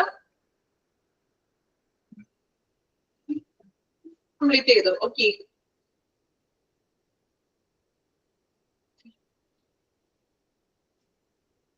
next one, problems of employee benefits. ഇത് നമ്മൾ പഠിക്കാൻ പോകുന്നത് പ്രോബ്ലംസ് ആണ്. എംപ്ലോയി ബെനഫിറ്റ്സിന്റെ പ്രോബ്ലംസ് എന്തൊക്കെയാണെന്ന്. Certain problems that may arise while administering employee benefits programs, which are the follows. അതായത് നമ്മൾ ഈ എംപ്ലോയീസിന് ഇതുപോലെ ബെനഫിറ്റ്സുകൾ കൊടുക്കുമ്പോൾ ഉണ്ടാവുന്ന ചില പ്രശ്നങ്ങൾ എന്തൊക്കെയാണെന്ന്. ഓക്കെ. ഇപ്പൊ പ്രോബ്ലംസ് നമുക്ക് ആദ്യം എന്തൊക്കെയാണ്? 5 പ്രോബ്ലംസ് ആണ് മെയിൻ ആയിട്ട് പറയുന്നത്. Paternalism charge, huge expenditure, becoming new trend, handling less productive employees, avoiding other employees functions. Underline ചെയ്ത് വെക്കുക കേട്ടോ. ആ 5 മെയിൻ പോയിന്റ്സുകളും അണ്ടർലൈൻ ചെയ്യുക. അതൊന്ന് ബൈഹാർട്ട് ചെയ്ത് 5 പോയിന്റ്സുകൾ പഠിക്കണം. ഇതിനുള്ളിലുള്ള കാര്യങ്ങൾ നിങ്ങൾ വായിച്ച് മനസ്സിലാക്കി വെക്കുക. ഓക്കെ. കംപ്ലീറ്റ് ഞാൻ അത് പഠിക്കാനൊന്നും പറയണില്ല. ആ മെയിൻ പോയിന്റുകൾ പ്രോബ്ലംസ് 5 പ്രോബ്ലംസ് അണ്ടർലൈൻ ചെയ്ത് വെക്കുക. അത് ബൈഹാർട്ട് ചെയ്ത് തന്നെ പഠിക്കണം. ദെൻ ആ ഓരോ പ്രോബ്ലംസ് എന്താണെന്നുള്ളത് മനസ്സിലാക്കാം. മാക്സിമം ഞാൻ ഷോർട്ട് ആക്കി പറഞ്ഞു തരും. അതുപോലെ നിങ്ങളും ഒന്ന് മനസ്സിലാക്കി വെക്കാം. ഓക്കെ. അണ്ടർലൈൻ ചെയ്ത് വെക്കാം കേട്ടോ 5 പ്രോബ്ലംസ്. ഓക്കെ. ഇനി നമുക്ക് ഓരോ പ്രോബ്ലം ഒന്ന് പറയാം. First one, paternalism charge. നോക്കാം. പെറ്റേണലിസം എന്ന് വെച്ചിട്ടുണ്ടെങ്കിൽ എന്താണ്? ഒരു പിതൃത്വ ചാർജ് എന്നൊക്കെ പറയാം. മലയാളത്തിലാണെങ്കിൽ, ഇംഗ്ലീഷ് ആണ് അതിന് ബെറ്റർ. ഓക്കെ. നോക്കാം. When numerous benefits are offered by the employers to their employees. അല്ലേ? അതായത് ജീവനക്കാർക്ക് എംപ്ലോയീസിന് തൊഴിലുടമ അവരുടെ ജീവനക്കാർക്ക് ഒത്തിരി ആയിട്ടുള്ള ബെനഫിറ്റ്സുകൾ കൊടുക്കുന്നുണ്ട്. അല്ലെ? പല വിധത്തിലുള്ള ബെനഫിറ്റ്സുകൾ എംപ്ലോയീസിന് നൽകുന്നു. It seems as if the company is playing the role of a parent and the employee are their children. So അപ്പൊ ഇങ്ങനെ എംപ്ലോയീസിന് ഇങ്ങനെ ഒരുപാട് ബെനിഫിറ്റ്സുകളൊക്കെ കൊടുക്കുകയാണല്ലോ. സോ അവിടെ പറയുന്നത് ശരിക്കും കമ്പനിയുടെ റോൾ എന്ന് പറയുന്നത് ഒരു പാരന്റിന്റെ റോളാണെന്ന് കമ്പനി എന്ന് പറയുന്നത്. ദെൻ ചിൽഡ്രൻ എന്ന് പറയുന്നത് ആരാണ്? എംപ്ലോയീസ് ആണെന്ന് ഒരു റോള് പറയാൻ കേട്ടോടാ. കമ്പനിയുടെ റോൾ എന്താണ്? പാരന്റ് ആണ്. എംപ്ലോയീസ് എന്ന് പറഞ്ഞാൽ ആരാ? ചിൽഡ്രൻ ആണ്. അപ്പൊ പാരന്റ് എന്ത് ചെയ്യുന്നു? ചിൽഡ്രന് ബെനിഫിറ്റ്സുകൾ കൊടുക്കുന്നു. Sometimes employees develop feelings that the services and benefits offered to them are actually their rights. അല്ലേ? ചില സമയത്ത് എന്താണ് എംപ്ലോയീസ് കരുതുന്നത്, അവര് ഫീൽ ചെയ്യുന്നത്, അവര് വിചാരിക്കുന്നത് ഈ ആനുകൂല്യങ്ങളും മറ്റും ഇതെല്ലാം ഞങ്ങളുടെ അവകാശങ്ങളാണെന്ന്, ഇത് എനിക്ക് കിട്ടേണ്ടത് തന്നെയാണ്, ഇതെല്ലാം എന്റെ അവകാശങ്ങളാണ് എന്ന് ഫീൽ ചെയ്യുന്നത് എംപ്ലോയീസിന്. Which is actually not correct. പക്ഷെ അത് ശരിയായിട്ടുള്ള ഒന്നല്ല. It means that employees take the employer's parental care for granted. അതിനർത്ഥം എന്താണ്? എംപ്ലോയീസിന് എന്താണ്? അതിനർത്ഥം എംപ്ലോയീസിന്റെ എംപ്ലോയർ ഒരു രക്ഷാകർത്തത്തിന് പരിചരണത്തിന് നിസ്സാരമായി കാണുന്നത്. അതായത് അവർ ചെയ്യുന്ന നമുക്ക് തരുന്ന ബെനിഫിറ്റ്സിനെ എംപ്ലോയീസ് എന്ത് ചെയ്യുന്നു? ഒരു നിസ്സാരമായിട്ടാണ് കാണുന്നത്. ശരിക്കും പറഞ്ഞിട്ടുണ്ടെങ്കിൽ നമ്മളുടെ റൈറ്റ് ആണോ? അത് റൈറ്റ് ആണോ? നമ്മളുടെ അവകാശമാണോ? അല്ലയോ? നമ്മളുടെ അവകാശം ആണോ എന്ന് ചോദിച്ചിട്ടുണ്ടെങ്കിൽ നിങ്ങൾ പറയും കുറെ റൂൾസിന്റെ പ്രകാരം, നിയമപ്രകാരം നമുക്കത് ലഭിക്കണം എന്ന് പറയും. പക്ഷെ ഈ പറഞ്ഞ പോലെ എല്ലാ കമ്പനികളും അത് ഓഫർ ചെയ്യുന്നുണ്ടോ? ഇപ്പൊ നിങ്ങൾ പറഞ്ഞു നിങ്ങളുടെ കൂട്ടത്തിൽ തന്നെ കുറച്ച് പേര് വർക്ക് ചെയ്യുന്നുണ്ട്, അവർക്കൊന്നും ഈ പറയുന്ന ബെനഫിറ്റ്സുകൾ കുറച്ച് പേർക്കൊന്നും കിട്ടുന്നില്ല എന്ന് പറയുന്നുണ്ട്. കിട്ടുന്നുണ്ടോ? എല്ലാ പ്രൈവറ്റ് ഫേംസും ഈ ആനുകൂല്യങ്ങൾ കൊടുക്കുന്നുണ്ടോ? അവരുടെ എംപ്ലോയീസിന് കമ്പൽസറി ആയിട്ട് കൊടുക്കുന്നുണ്ടോ ആനുകൂല്യങ്ങൾ? ഉണ്ടോ ഇല്ലയോ? ഇല്ല. അല്ലെ? അപ്പൊ ശരിക്കും പറഞ്ഞിട്ടുണ്ടെങ്കിൽ എന്താണ്? അവര് കൊടുക്കുന്നതാണ് അല്ലെ ഓരോ എംപ്ലോയറും അവരുടേതനുസരിച്ചിട്ട് അല്ലെ അവര് കൊടുക്കുന്നതാണ് ശരിക്കും പറഞ്ഞിട്ടുണ്ടെങ്കിൽ ബെനഫിറ്റ്സ് എന്ന് പറഞ്ഞിട്ടുണ്ടെങ്കിൽ. അല്ലാതെ നമ്മളുടെ ഒരു റൈറ്റ് ആയിട്ട് അത് കമ്പൽസറി ആയിട്ട് ഒരു കമ്പനികളും കൊടുക്കുന്നില്ല അല്ലെ. അത് എംപ്ലോയർ വിചാരിച്ചാൽ മാത്രമേ ഈ ബെനഫിറ്റ്സ് അവിടെ സാധ്യമാകുന്നുള്ളൂ. അപ്പോ അതിനർത്ഥം ശരിയല്ല എന്നത്, നമ്മുടെ അവകാശമാണ് എന്ന് ചിന്തിക്കുന്നത് എന്താണ്? ശരിയല്ല. അപ്പൊ അതിനർത്ഥം എംപ്ലോയർ നമുക്ക് നൽകുന്ന ആ ഒരു പാരന്റൽ കെയർ, നമ്മൾ പറഞ്ഞത് എംപ്ലോയർ ഒരു പാരന്റ് ആയിട്ടാണ് കാണുന്നത്, എംപ്ലോയി ആരാണ്? ചിൽഡ്രൻ ആണ്. സോ അങ്ങനെ ഒരു പാരന്റൽ കെയർ ആയിട്ട് നമ്മൾ കാണുന്നില്ല എന്ന്, നമ്മൾ അതിന് വില കൊടുക്കില്ല എന്ന്. മനസ്സിലായോ? ജസ്റ്റ് അങ്ങനെ ഒരു റോള് പോലെ പറഞ്ഞിരിക്കുകയാണ്. പാരന്റ് എന്നുള്ളൊരു റോളാണ്, എംപ്ലോയി എന്ന് പറഞ്ഞ ചിൽഡ്രൻ ആണ്. സോ പക്ഷെ നമുക്ക് ബെനിഫിറ്റ്സ് വരുമ്പോൾ എംപ്ലോയീസിന്റെ വിചാരം എന്താണ്?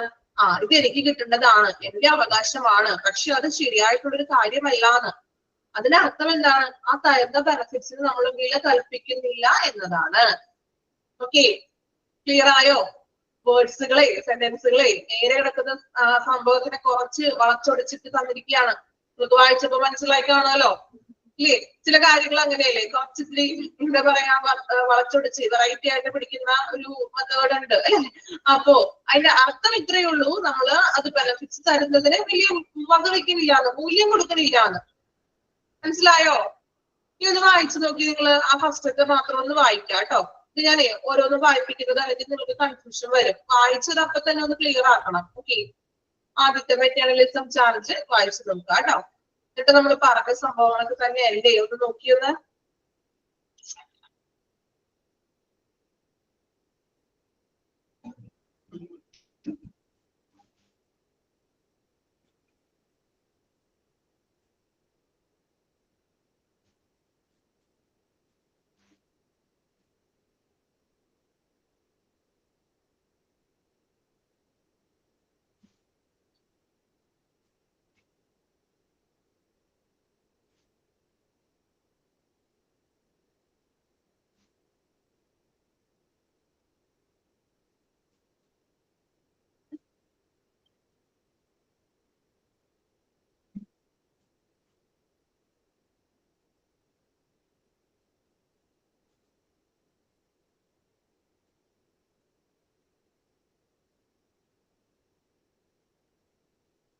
വായിച്ചെല്ലാവരും ഒന്നാമത്തെ പോയിന്റ് പ്രോബ്ലം.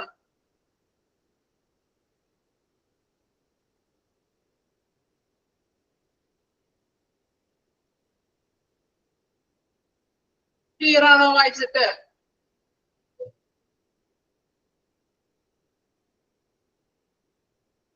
ഓക്കെ, ഇനി രണ്ടാമത്തെ പ്രോബ്ലം നോക്കാം. ഹ്യൂജ് എക്സ്പെൻഡിച്ചർ അല്ലെ? ഹ്യൂജ് എക്സ്പെൻഡിച്ചർ തന്നെയാകും ഈ ബെനിഫിറ്റ്സ് കൊടുക്കുമ്പോൾ. നോക്കാം. Company administer the benefits and services offered to the employees which sustains a huge cost. അല്ലെ, നമ്മൾ പറഞ്ഞു കമ്പനി അഡ്മിനിസ്ട്രേറ്റർ ബെനിഫിറ്റ്സുകൾ കൊടുക്കുമ്പോൾ അവർക്ക് എംപ്ലോയീസിന് ഒരു നിശ്ചിത സാലറി മന്ത്ലി കൊടുക്കുന്നുണ്ട്. ആ മന്ത്ലി സാലറിക്ക് പുറമെയാണ് ഈ ബെനിഫിറ്റ്സ് നമ്മൾ കൊടുക്കുന്നത്. സോ ഇതൊരു ഹ്യൂജ് കോസ്റ്റ് ആണ്. ഒരു കമ്പനിയിൽ എത്രത്തോളം സ്റ്റാഫുകളുണ്ടോ ആ സ്റ്റാഫുകൾക്കെല്ലാം നമ്മൾ ഈ ബെനിഫിറ്റ്സ് കൊടുക്കണം. സാലറി പ്ലസ് ബെനിഫിറ്റ്സ് ആണ് നമ്മൾ കൊടുക്കുന്നത് അല്ലെ? അപ്പൊ അതൊരു വലിയൊരു കോസ്റ്റ് തന്നെയാണ്. It involves a tedious process of making large outlays of direct and indirect financial expenditures and also involves substantial paperwork. എന്നോട് പറയുന്നത് നമ്മൾ പറഞ്ഞു ഇങ്ങനെ ബെനിഫിറ്റ്സ് കൊടുക്കുന്നത് ഒരു ഹ്യൂജ് കോസ്റ്റ് ആണെന്ന്. It involves A tedious process. Tedious വെച്ചിട്ടുണ്ടെങ്കിൽ എന്താണ്? ഇത് ശരിക്കും പറഞ്ഞ ഒരു മടുപ്പിക്കുന്ന രീതിയിലുള്ള ഒരു പ്രക്രിയയാണെന്ന്. അതായത് ഡയറക്റ്റ് ആയിട്ടും ഇൻഡയറക്റ്റ് ആയിട്ടും ഫിനാൻഷ്യൽ എക്സ്പെൻഡിച്ചർ ആണ് അവിടെ വരുന്നത് അല്ലെ? നമ്മൾ പറഞ്ഞു ഇൻഡയറക്റ്റ് ആയിട്ടും ഡയറക്റ്റ് ആയിട്ടും ഫിനാൻഷ്യൽ ചിലവുകൾ വരുന്നുണ്ട്. Then also involve substantial paper വർക്ക്സുകൾ. ഇപ്പൊ ചില കാര്യങ്ങൾ ഇപ്പൊ PF അല്ലെങ്കിൽ ESI ഒക്കെ ആണെങ്കിൽ അതുമായിട്ടുള്ള പേപ്പർ വർക്കുകൾ കമ്പനിയിൽ തന്നെ റെഡിയാക്കി കൊടുക്കണം അല്ലെ? സോ ഇതൊക്കെ ഒരു മടുപ്പിക്കുന്ന ഒരു പ്രോസസ് ആണെന്ന്. മടുപ്പിക്കുന്ന വെച്ചിട്ടുണ്ടെങ്കിൽ എന്താണ്? സമയമെടുക്കും. ഓരോ എംപ്ലോയീസിന്റെ ആണെങ്കിലും പേപ്പർ വർക്ക് റെഡിയാക്കണം. ഇപ്പൊ PF ESI ആനുകൂല്യങ്ങളൊക്കെ ലഭിക്കാനാകുമ്പോഴേക്കും നമ്മൾ എന്ത് വേണം? പേപ്പർ വർക്കുകൾ ശരിയാക്കണം. അതിന് ഫിനാൻഷ്യൽ ആയിട്ടുള്ള എക്സ്പെൻഡിച്ചർ ഒക്കെ വരും. സോ ഇതൊക്കെ ഒരു മടുപ്പിക്കുന്ന ഒരു പ്രക്രിയയാണ്. അതുപോലെ തന്നെ എന്താണ്? ഹ്യൂജ് എക്സ്പെൻഡിച്ചർ ആണെന്ന്. വലിയൊരു ചെലവ് കമ്പനിക്ക് വരുന്നുണ്ട് അല്ലെങ്കിൽ അഡ്മിനിസ്ട്രേറ്റീവ് വരുന്നു. ക്ലിയർ ആണോ? വായിച്ചു നോക്കിയ രണ്ടാമത്തെ പോയിന്റ്.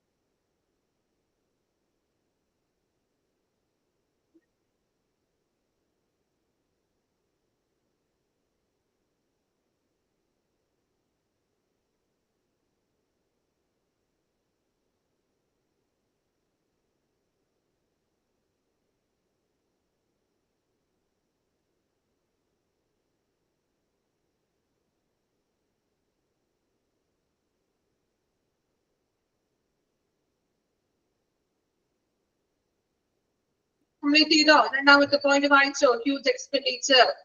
എളുപ്പമാണത്, ഈ ബുദ്ധിമുട്ടൊന്നും ഇല്ലാതെ. ഓക്കെ,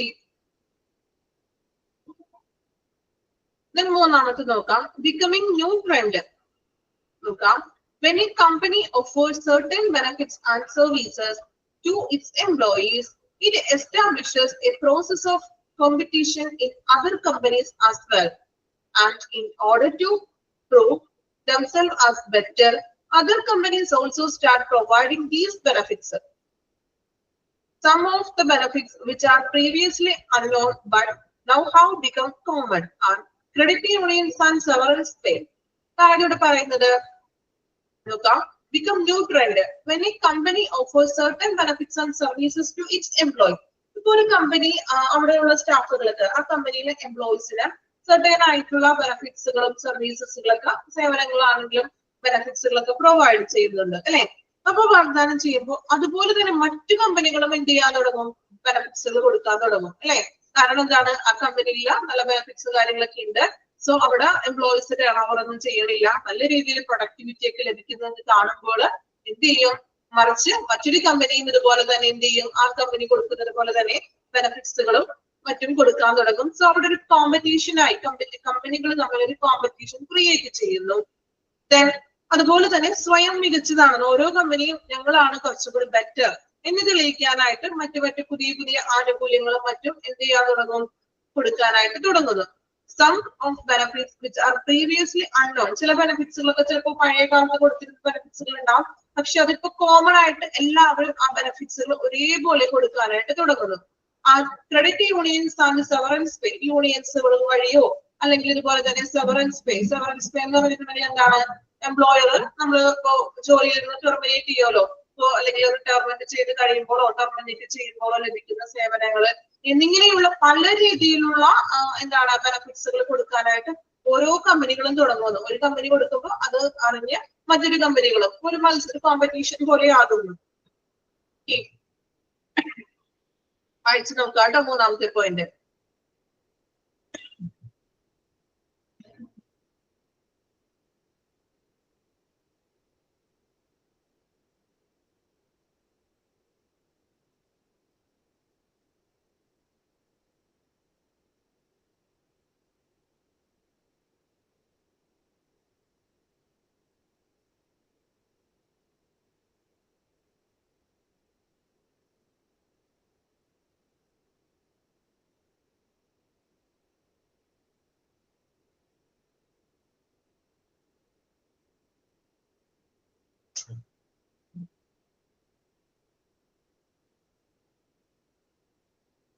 വായിച്ചോ മൂന്നാമത്തെ point, becoming new trend. Okay, നാലാമത്തെ നോക്കാം.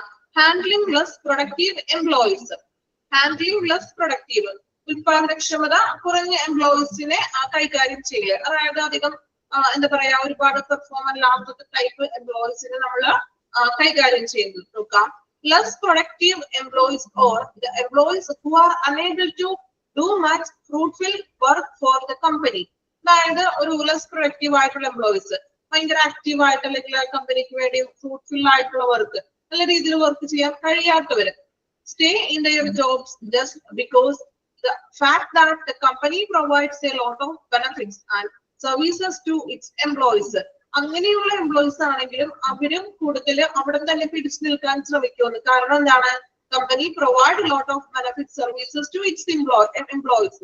അതായത് ഇങ്ങനെയുള്ള ജീവനക്കാരെന്ന് പറഞ്ഞിട്ടുണ്ടെങ്കിൽ ഫലപ്രദമായിട്ടുള്ള രീതിയിൽ വർക്ക് ചെയ്യാത്ത ഒരു കമ്പനിയിൽ ഉണ്ടാവും. പക്ഷെ ആ കമ്പനി ഇങ്ങനെ നല്ല ബെനഫിറ്റ്സുകളും കാര്യങ്ങളും കൊടുക്കുമ്പോൾ അവരെന്ത് ചെയ്യും? ആ കമ്പനിയിൽ തന്നെ തുടരാൻ ശ്രമിക്കുമെന്ന്. മനസ്സിലായോ? നമ്മൾ പറഞ്ഞില്ലേ നമുക്ക് നല്ലൊരു ബെനഫിറ്റ്സും കാര്യങ്ങളൊക്കെ ഉണ്ടെങ്കിൽ നമ്മൾ അവിടെ തന്നെ കണ്ടിന്യൂ ചെയ്യാനായിട്ട് നോക്കോളുന്നു. അപ്പൊ അവര് വേറെ ബെറ്റർ ഓപ്പർച്യൂണിറ്റി ഒന്നും തേടി പോകില്ല. ബെനഫിറ്റ്സ് ഉണ്ടല്ലോ എന്ന് വിചാരിക്കും. ചിലപ്പോ അവർക്ക് വർക്കിൽ അത്ര കോൺഫിഡന്റ് ഒന്നും ഉണ്ടാവില്ല, എങ്കിലും എന്തായാലും സാലറി കിട്ടുന്നുണ്ട്, ബെനഫിറ്റ്സ് കിട്ടുന്നുണ്ട് എന്നുള്ള ഒരു പേരിൽ ചിലപ്പോൾ അവർ അവിടെ തന്നെ പിടിച്ചു നിൽക്കാൻ ചാൻസ് ഉണ്ടെന്ന്. അപ്പൊ ഒരു പ്രശ്നം എന്ന് പറയുന്നത് എന്താണ്? കമ്പനിക്ക് നല്ലൊരു പ്രൊഡക്ടിവിറ്റി കിട്ടില്ല. അത്തരം എംപ്ലോയീസിൽ നിന്നും നല്ലൊരു അവരുദ്ദേശിക്കുന്ന തരത്തിലുള്ള പ്രൊഡക്ടിവിറ്റി അവർക്ക് ഉണ്ടാകില്ല. ക്ലിയർ ആയോ? ഹാൻഡിലിംഗ് ലെസ് പ്രൊഡക്റ്റീവ് എംപ്ലോയീസിന്റെ പ്രോബ്ലം എന്താണെന്ന് ക്ലിയർ ആയോ? ഓക്കെ, ഒന്ന് വായിച്ചു നോക്കിയ പോയിന്റ്. ഞാൻ ഇതിലെ ഓരോ പോയിന്റ് വായിപ്പിക്കുന്നത്, വായിച്ചില്ലെങ്കിൽ അത് മനസ്സിലാവില്ല. അതുകൊണ്ടാണ് ഞാൻ മൊത്തം പറഞ്ഞു കഴിഞ്ഞിട്ട് വായിപ്പിക്കാത്തത് കേട്ടോ. ഓരോ പോയിന്റ് വായിച്ചാലേ അത് മനസ്സിലാക്കാൻ പറ്റുള്ളൂ. കാരണം എന്താ പറയാ, നേരെ പറയുന്ന വാക്കുകൾ കുറച്ച് വളച്ചൊടിച്ചൊക്കെ കൊടുത്തിരിക്കുന്നത്. അതുകൊണ്ടാണ് ഞാൻ ഓരോന്നും പറഞ്ഞതിന് ശേഷം അപ്പൊ തന്നെ വായിപ്പിക്കുന്നത് കേട്ടോ. ഓക്കെ, നാലാമത്തെ പോയിന്റ് വായിച്ചു നോക്കാം.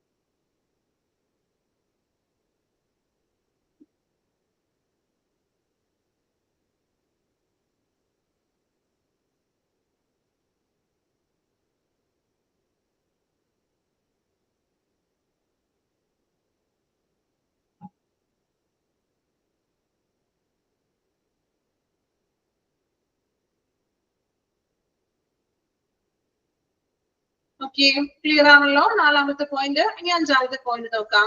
അവോയ്ഡിങ് അതർ എംപ്ലോയി ഫങ്ഷൻസ് കേട്ടോ. While paying attention towards the employee benefits and services, the employer generally becomes more focused on its provision and administration. അതായത് കമ്പനിയിലെ എംപ്ലോയർ എന്ത് ചെയ്യുന്നു, ജീവനക്കാർക്ക് നമ്മള് എംപ്ലോയീസിന് കൊടുക്കുന്ന ആനുകൂല്യങ്ങളിലും അവിടെയുള്ള പ്രവർത്തനങ്ങളിലൊക്കെ ശ്രദ്ധ ചെലുത്തും കൂടുതലായിട്ട്. എംപ്ലോയീസിന് നമ്മൾ കൊടുക്കുന്ന ബെനിഫിറ്റ്സുകളിലും മറ്റും. സോ അങ്ങനെ ശ്രദ്ധ ചെലുത്തുമ്പോൾ the employer generally becomes more focused on its provision and administration. ഈ ബെനിഫിറ്റ്സിന്റെ കാര്യങ്ങൾക്കും അതുപോലെ തന്നെ എംപ്ലോയീസിന് കൊടുക്കുന്ന സേവനങ്ങളിലും ഈ ഒരു എംപ്ലോയർ വളരെയധികം ഫോക്കസ് ചെയ്യും, അതിൽ കൂടുതൽ ശ്രദ്ധ കൊടുക്കുന്നു. So other aspects, in such cases other aspects of personal programs are fully neglected or at least attention paid to them.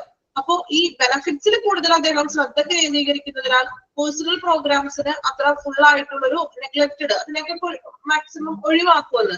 Personal ആയിട്ടുള്ള പ്രോഗ്രാംസിലേക്ക് അവഗണിക്കപ്പെടുന്നു.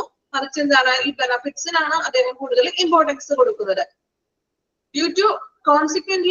Due to over emphasizing on these benefits and services, employees often develop a concern for their future security instead of present productivity. So employees അപ്പൊ എന്താ കരുതുന്നത്, അവിടെ പലപ്പോഴും employees വിചാരിക്കുന്നത് നിലവിലെ present ആയിട്ടുള്ള പ്രൊഡക്ടിവിറ്റിനേക്കാൾ കൂടുതൽ ഫ്യൂച്ചറിൽ സുരക്ഷയെ കുറിച്ചിട്ടാണ് അവര് ആശങ്കാകുലരാകുന്നത്. അതായത് ഇപ്പോ ബെനിഫിറ്റ്സ് കാര്യങ്ങളൊക്കെ കൊടുക്കുന്നുണ്ട്. സോ അവർ എന്ത് ചെയ്യും, പേഴ്സണൽ ആയിട്ടുള്ള അവരുടെ പല കാര്യങ്ങളെക്കാൾ കൂടുതലായിട്ട് പ്രാധാന്യം കൊടുക്കുന്നത് എംപ്ലോയീസിന് കൊടുക്കുന്ന ബെനിഫിറ്റ്സിനാണ്. പക്ഷെ employees often develop a concern. എംപ്ലോയീസിന്റെ കൺസേൺ എന്ന് പറഞ്ഞിട്ടുണ്ടെങ്കിൽ ഫ്യൂച്ചർ സെക്യൂരിറ്റി ഓർത്തിട്ടാണ് എംപ്ലോയീസിന്റെ കൺസേൺ എന്ന് പറഞ്ഞിട്ടുണ്ടെങ്കിൽ. ഓക്കെ, വായിച്ചു നോക്കാം അഞ്ചാമത്തെ പോയിന്റ് കേട്ടോ. Avoiding other employee functions.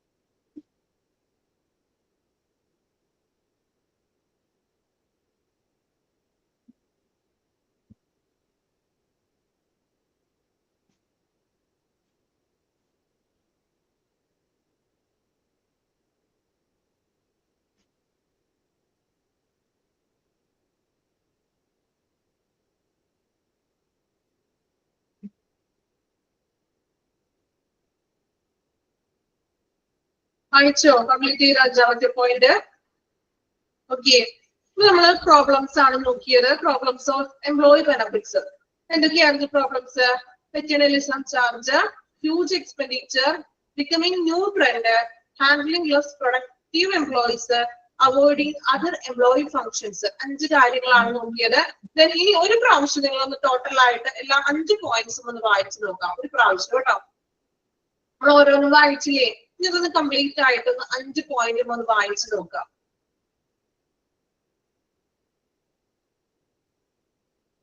Just ഒന്ന് ഒരു പ്രാവശ്യം വായിക്കാം കേട്ടോ. നമ്മൾ ഓരോന്നാണല്ലോ സ്പ്ലിറ്റ് ചെയ്തല്ലേ വായിച്ചത്. ഇനി ഒരുമിച്ച് ഒന്ന് വായിച്ചു നോക്കാം.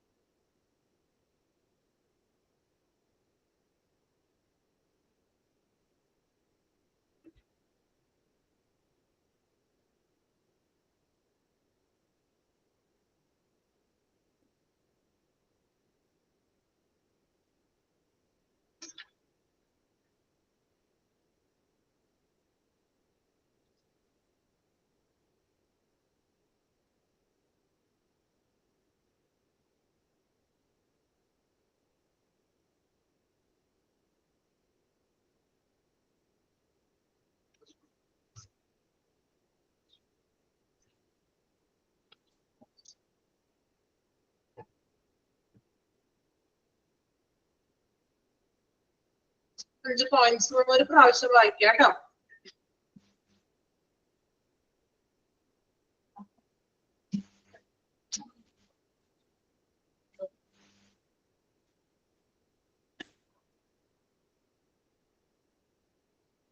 കംപ്ലീറ്റ് ചെയ്തോ?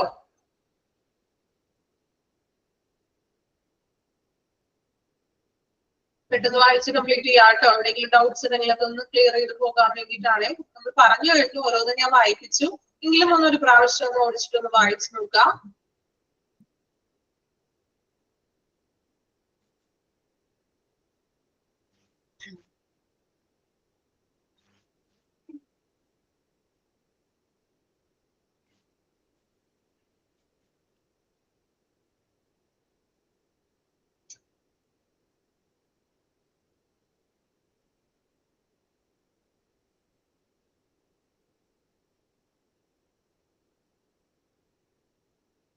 ഓക്കെ, കംപ്ലീറ്റ് ചെയ്തില്ല എല്ലാവരും?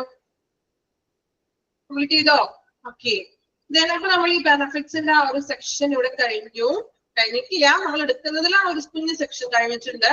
ഇനി നെക്സ്റ്റ് അടുത്തൊരു പുതിയൊരു സെക്ഷൻ ആണ് ER, employ relations. ER denote ചെയ്യുന്നത് എംപ്ലോയ് റിലേഷൻസ്. ഓക്കെ, അപ്പൊ ഇനി എംപ്ലോയ് റിലേഷൻസിനെ കുറിച്ചാണ് ഇനി നമ്മൾ കുറച്ച് ഭാഗങ്ങൾ പഠിക്കാൻ പോകുന്നത്. പുതിയൊരു സെക്ഷൻ ആണ്. ഈ ബെനിഫിറ്റ്സ് നിന്നൊക്കെ കുറച്ച് നമുക്ക് വിട്ടുമാറി നിൽക്കാം. ഇനി എംപ്ലോയീസിന്റെ റിലേഷൻസിനെ കുറിച്ചാണ്. ഓക്കെ, അപ്പൊ ഫസ്റ്റ്ലി എംപ്ലോയ് റിലേഷന്റെ കൺസെപ്റ്റ് എന്താണ്, ദെൻ അതുമായിട്ട് കുറച്ച് ഡെഫിനേഷൻസ് ഉണ്ട്. പിന്നെ അതിന്റെ നേച്ചർ, എംപ്ലോയ് റിലേഷന്റെ നേച്ചർ എന്തൊക്കെയാണ്, അതുപോലെ തന്നെ സ്കോപ്പ്, എംപ്ലോയ് റിലേഷന്റെ സ്കോപ്സ്, ദെൻ ഒബ്ജക്റ്റീവ്സ്, അതുപോലെ തന്നെ actor in employee relations,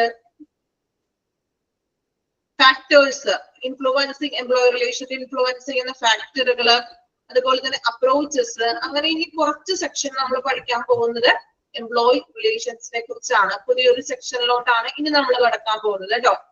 okay, അപ്പൊ ഇനി നിങ്ങളുടെ എന്തായാലും ചിന്തിക്കുന്നത് ഇത് ഇനി ബുദ്ധിമുട്ടുള്ളതാണോ എന്നായിരിക്കും. ആണോ? ചിന്തിച്ചോ അങ്ങനെ നിങ്ങള്? ഇത് എങ്ങനെയായിരിക്കും ആവോന്ന് ചിന്തിച്ചിട്ടുണ്ടാവും. ഇപ്പൊ ചിന്തിച്ചോ? കുറച്ചുപേരെ നീ ചിന്തിച്ചില്ലേ? ചിന്തിച്ചു. യെസ്, കറക്റ്റ് അല്ലേ ഞാൻ പറഞ്ഞത്? അല്ലെ, എനിക്കറിയാം നിങ്ങളുടെ മനസ്സിൽ എന്താണ് നിങ്ങൾ ഊഹിച്ചേക്കാവുന്നത് അല്ലെ. ദൈവമേ, ഇത് കുറച്ച് പാടൊക്കെ ആയിരുന്നല്ലോ, ഇനി അടുത്ത വരുന്നത് ഇതിനും ബുദ്ധിമുട്ടുള്ളതായിരിക്കോ? അല്ലെ, കുഴപ്പമൊന്നുമില്ല. നമ്മൾ എത്ര ബുദ്ധിമുട്ടുള്ളതാണെങ്കിലും നമ്മൾ മാക്സിമം അതിനെ ചെറുതാക്കി, നമ്മള് ഷോർട്ടാക്കി നമ്മളുടേതായിട്ടുള്ള രീതിയിലോട്ട് നമ്മൾ എത്തിക്കാറില്ല. ഞാൻ എത്ര ടഫ് ആണെങ്കിലും നിങ്ങൾക്ക് അത് മാക്സിമം, ഞാൻ പറയാറുണ്ടല്ലോ, എന്നെ കൊണ്ട് പറ്റുന്ന രീതിയിൽ ഞാൻ ചിലപ്പോൾ എക്സാമ്പിൾ ഒക്കെ പറയും അല്ലെ, പറയാറില്ലേ?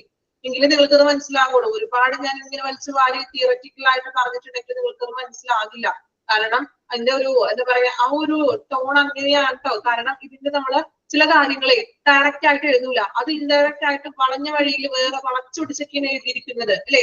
പക്ഷെ നമ്മൾ അതിന്റെ അർത്ഥം നോക്കുമ്പോൾ വളരെ സിമ്പിൾ ആയിരിക്കും. അപ്പൊ നമുക്ക് അങ്ങനെ ഒരു ടെൻഷൻ ഇനി ആർക്കും വേണ്ട. പിന്നെ ചില കാര്യങ്ങൾ ഞാൻ പറഞ്ഞു, നമുക്ക് ഡയറക്റ്റ് ആയിട്ട് തന്നിരിക്കുന്നത് എന്താണോ അത് തന്നെ വായിച്ച് മീനിങ് പഠിക്കേണ്ടത് മനസ്സിലാക്കേണ്ടതായിട്ട് വരും. അങ്ങനെയുള്ളതുമുണ്ട്, ഇല്ലാന്ന് ഞാൻ പറയണില്ല. അപ്പൊ ചിലപ്പോൾ നമുക്ക് എക്സാമ്പിൾ ഒന്നും പറയാൻ പറ്റില്ല, അങ്ങനെയും ഉണ്ടാവും കേട്ടോ.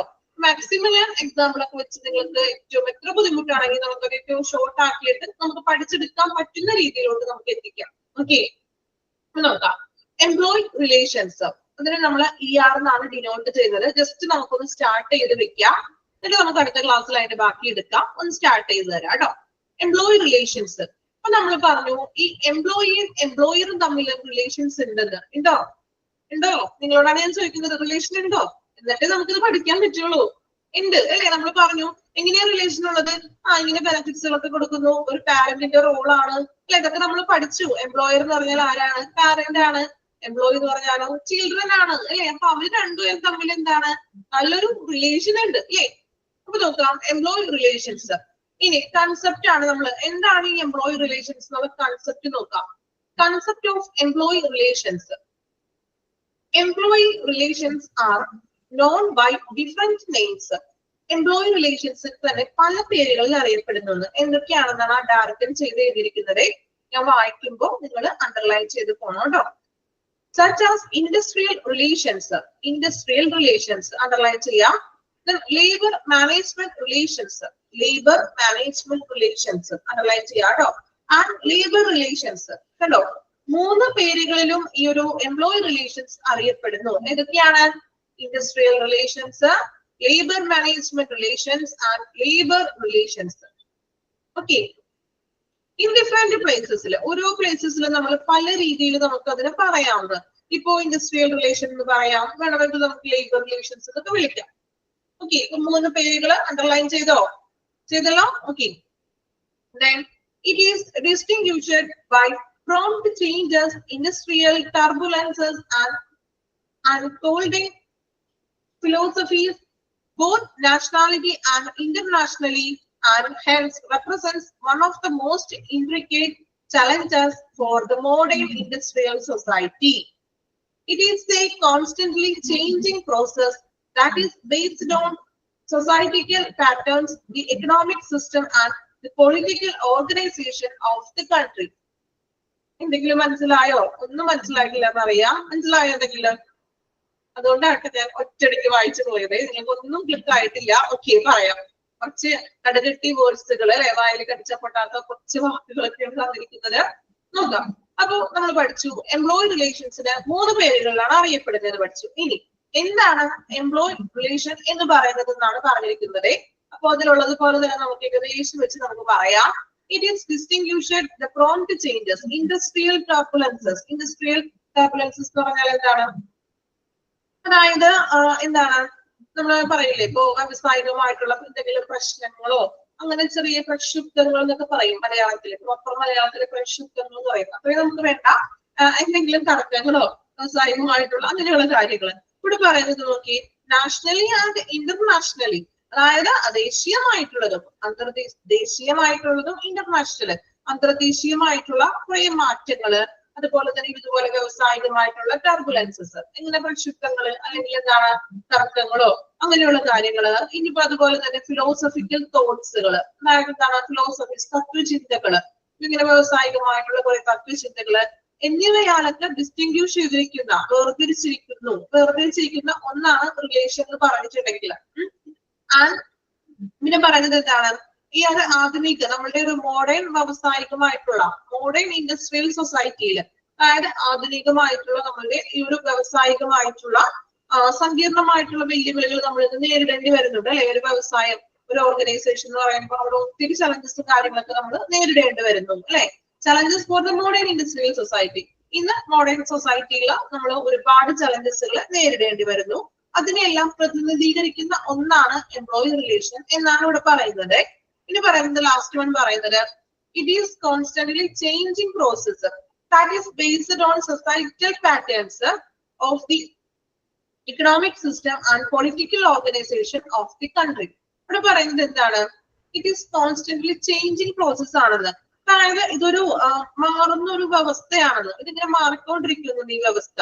അതായത് രാജ്യത്തിന്റെ നമ്മളുടെ ആ ഒരു സാമൂഹികമായിട്ടുള്ള സൊസൈറ്റൽ പാറ്റേൺസുകൾ, സാമൂഹികമായിട്ടുള്ള പാറ്റേണുകൾ, അതുപോലെ സാമ്പത്തിക വ്യവസ്ഥ, നമ്മുടെ ഇക്കണോമിക് സിസ്റ്റം എപ്പോഴെപ്പോഴും മാറിക്കൊണ്ടിരിക്കുകയല്ലോ. സോ ഇക്കണോമിക് സിസ്റ്റം, അതുപോലെ തന്നെ രാഷ്ട്രീയമായിട്ടുള്ള സംഘടനകൾ, പൊളിറ്റിക്കൽ ആയിട്ടുള്ള ഓർഗനൈസേഷൻസുകൾ, ഇത് എന്നിവയൊക്കെ അടിസ്ഥാനമാക്കിയിട്ടുള്ള ഒരു മാറിക്കൊണ്ടിരിക്കുന്ന ഒരു പ്രക്രിയയാണ് എംപ്ലോയി റിലേഷൻ എന്നാണ് അവിടെ പറയുന്നത്. അത് കോമൺ ആയിട്ടൊരു ഔട്ട്ലൈൻ പോലെ പറഞ്ഞിരിക്കുകയാണ് എന്താണെന്നുള്ളത്. ഓക്കെ, നിങ്ങൾ അതൊന്നും കടകെട്ടിയായിട്ടുള്ള വേർഡ്സ് ആണ്, ബുദ്ധിമുട്ടൊന്നും വിചാരിക്കേണ്ട, അതൊന്നും പഠിക്കേണ്ട ആവശ്യമില്ല. നമ്മൾ ആ ഫസ്റ്റത്തെ 3 പേരുകളൊന്ന് ഓർത്ത് വെക്കാം. അത് പഠിക്കാൻ ബുദ്ധിമുട്ടുണ്ടോ? 3 പേരുകള്: industrial relation, labour management, then labour relations. ആ 3 പേരുകളൊന്ന് ഓർത്ത് വെക്കുക. ആ ഒരു പാരഗ്രാഫിൽ നിങ്ങൾ അത് പഠിക്കാം. ഓക്കെ, ഇനി വീണ്ടും ഇൻഡസ്ട്രിയൽ റിലേഷൻസിനെ കുറിച്ചിട്ടുള്ള ഒരു ഔട്ട്ലൈൻ തന്നെ, ഒരു ഇൻട്രൊഡക്ഷൻ അല്ലെങ്കിൽ കൺസെപ്റ്റ് എന്താണെന്നാണ് ഇനി പറയുന്നത്. ഓക്കെ, നമുക്കിനി അടുത്ത ക്ലാസ്സിൽ പറയാം. കാരണം ആ ഒരു പാരഗ്രാഫ് കൂടി ചിലപ്പോൾ എനിക്ക് കംപ്ലീറ്റ് ചെയ്യാൻ പറ്റില്ല. അതെയോ? അടുത്ത ക്ലാസ്സിൽ സ്റ്റാർട്ട് ചെയ്താൽ മതിയോ? നമ്മൾ ഇന്ന് ജസ്റ്റ് ഒന്ന് തുടങ്ങി വെച്ചിട്ടുണ്ട്. ഇനി അടുത്തത് ഇതിന്റെ തന്നെ കണ്ടിന്യൂവേഷൻ ആണ് കേട്ടോ. കൺസെപ്റ്റ് ആണ് ഇനി ഇത്രയും പറയുന്നത്. ഇനി അത് കഴിഞ്ഞിട്ട് ഓരോരുത്തരുടെയും ഡെഫിനേഷൻ, ഓരോ പേഴ്സണും ഇൻഡസ്ട്രിയൽ റിലേഷനെ കുറിച്ചിട്ടുള്ള അവരുടേതായിട്ടുള്ള കൺസെപ്റ്റുകൾ അല്ലെങ്കിൽ അവർ ക്രിയേറ്റ് ചെയ്തിട്ടുള്ള ഡെഫിനേഷൻസുകളാണ്. ഓക്കെ, ഒരുപാട് ഞാൻ എടുത്തിട്ടുണ്ടെങ്കിലേ നിങ്ങൾക്ക് ചിലപ്പോ ഇതുപോലെ എന്താ പറയാ കുറച്ച് വേർഡ്സുകളൊക്കെ ബുദ്ധിമുട്ടുള്ളതാണ്. അതുകൊണ്ട് നമുക്ക് നെക്സ്റ്റ് ക്ലാസ്സിൽ പറയാം. ഇതൊന്ന് വായിച്ചു നോക്കിയേ. ഫസ്റ്റ് പാരഗ്രാഫ് ആണ് നമ്മൾ പറഞ്ഞത്, ഒന്ന് വായിച്ചു നോക്കാം കേട്ടോ.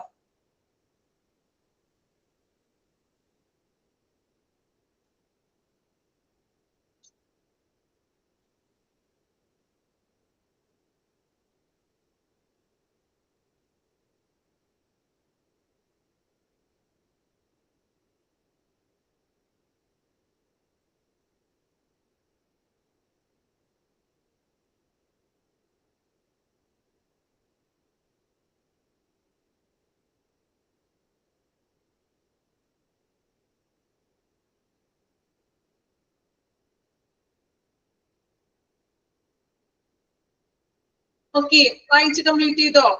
നമുക്ക് നെക്സ്റ്റ് അടുത്തത് വീണ്ടും കൺസെപ്റ്റിന്റെ ബാക്കി ബാലൻസ് കണ്ടിന്യൂവേഷൻ തന്നെയാണ്. നമുക്ക് അടുത്ത ക്ലാസ്സിൽ എടുക്കാം. എടുത്തത്രയും ക്ലിയർ ആണോ? ഇന്ന് നമ്മൾ വളരെ കുറച്ച് ഭാഗം എടുത്തിട്ടുള്ളൂ. എടുത്തത്രയും ഓക്കെ ആണോ? എല്ലാവർക്കും കംഫോർട്ട് ആണോ ക്ലാസ്? ദെൻ ഇനി നന്നായിട്ട് വായിക്കണം. മോക്ക് ടെസ്റ്റുകളൊക്കെ കൃത്യമായിട്ട് അറ്റൻഡ് ചെയ്യാം. ഓക്കെ, ഇപ്പൊ ഉറക്കം വന്നോ? ഉറങ്ങിയിരുന്ന ക്ലാസ്സില് എല്ലാവരും ആക്റ്റീവ് ആയിട്ടുണ്ടായിരുന്നോ? ഉറങ്ങിയില്ല? ഓക്കെ, ദെൻ അപ്പൊ നെക്സ്റ്റ് ക്ലാസ്സിൽ നമുക്ക് അടുത്തൊരു കണ്ടിന്യൂഷൻ ആയിട്ട് എടുക്കാം കേട്ടോ. അപ്പൊ നെക്സ്റ്റ് ക്ലാസ്സിൽ വരുമ്പോഴേക്കും ആ ഭാഗം ജസ്റ്റ് ഒന്ന് നിങ്ങളൊന്ന് വായിച്ചേക്കും. Okay, thank you all.